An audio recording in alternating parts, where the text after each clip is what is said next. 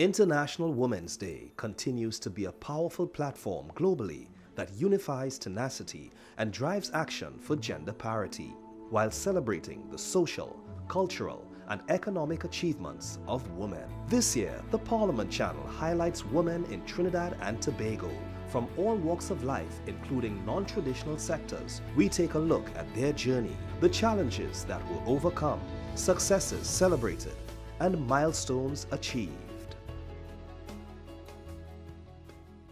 I moved into Cashew Gardens in, let's say, 12 years ago. Cashew Gardens is actually 18 years, all right? The project was developed by the Land Settlement Agency. Now, the idea of the concept of the project was to deviate persons away from squatting. So they created these low-income lots that persons could purchase at a reasonable cost and build your house for yourself. And then they promise incremental development, which means that the drainage would come after and proper roads would come after and so forth. But when I moved into the community, none of it was done. So it meant that the community was still in the same state that the residents got it in 2000. And so I am the kind of person who I identify problems, but apart from calling out the problems, I like to find solutions. And so in moving into the community, immediately I thought, how can we fix this problem? So a group of us, we came together and we started to discuss some of the issues that we were having in the community. And one by one, we put them on a chart of priority and decided, how can we best fix these problems for ourselves? This, of course, is after knocking on doors and going to this one and that one and begging for help and being ignored. And so, of course, we thought the next best thing is to try and figure it out for ourselves. And this is how I got involved, and one thing led to the next. Our very first project was the Cashew Gardens Community Garden, right? And this came about because there are a few women who were in the community and they were unemployed. And so if you know anything about rural women, they don't want to go too far to seek employment. So we thought, what is the best way to create employment opportunities within the community for these women to get some additional source of income? And so we partnered with the Ministry of Agriculture. We got them to come in and did a grow box training with 12 of the women in the community. And then after that, we approached LSA and asked, can we get a lot of land that is unused to start a community garden? And they agreed. And so we started a community garden, and these women were able to work every day and earn an income. But there was a surplus of money coming out of the garden after they were paid. And so we decided to invest the money back into the community to do more projects. And so we enlisted the skilled men and women of the community, and they agreed to build a center for us because we didn't have a meeting place. We were meeting under a resident house. And so with the money that we got from the garden, we were able to construct this center, and this has become the everything center. We have homework assistance for the kids here. We have training for women and men every year. We have partnered with the Ministry of Community Development, and so we have training programs here.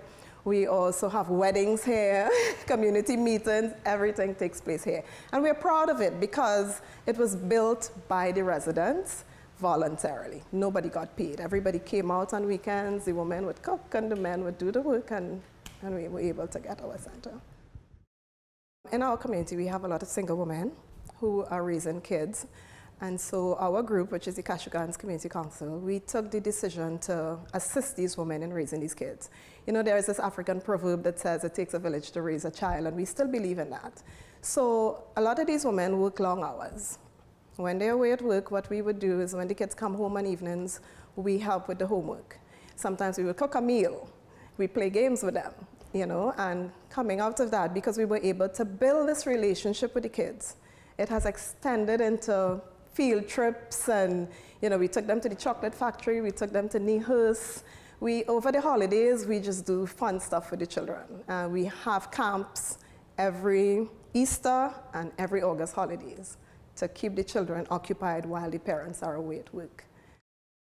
So this is our second year. We'll be attending the CSW, which is the Convention for the Status of Women. This is held in New York, in the United Nations headquarters. This is where women from 88 countries around the world gather together to tell their story. Some of the stories can be very depressing. on the other hand, we don't have a sad story. We have a success story.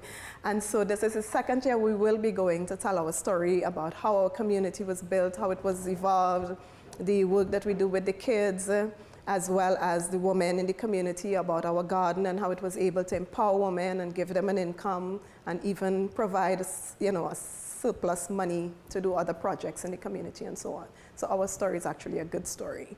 And we are very, very pleased to go to represent not just Cashew Gardens, but Trinidad and Tobago. If we really analyze it properly, women, like the hashtag for this year's International Women's Day, the balance, women are really the balance. We create the comfort and the peace for the men to go out and earn and do whatever they need to do. But at the same time, the women want their voice to be heard. They want their space. They want the opportunity to earn. And it doesn't mean that we want to conflict with the men. It's just that we have evolved as well. And we want to be able to be ourselves.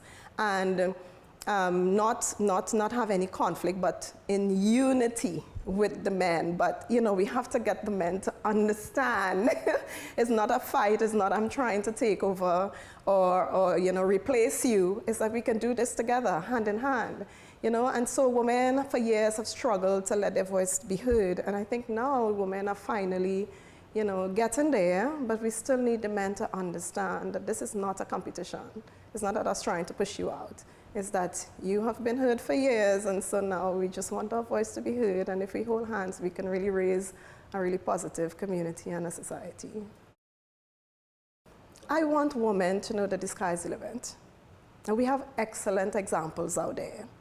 And, to just be yourself. Understand who you are and just be yourself. And be a happy version of you. Don't be a version that, when you reach 80 and you're sitting on the rocking chair, you have regrets and you feel like, I should have done this or I should have done that. No. I think women, we're at a stage now where we have the opportunities and we should just go and be ourselves. Women have come a long way, yet there's still more to be achieved. For more information on International Women's Day 2019, visit our website at ttparliament.org and our social media platforms, Facebook, YouTube, Twitter, and Instagram.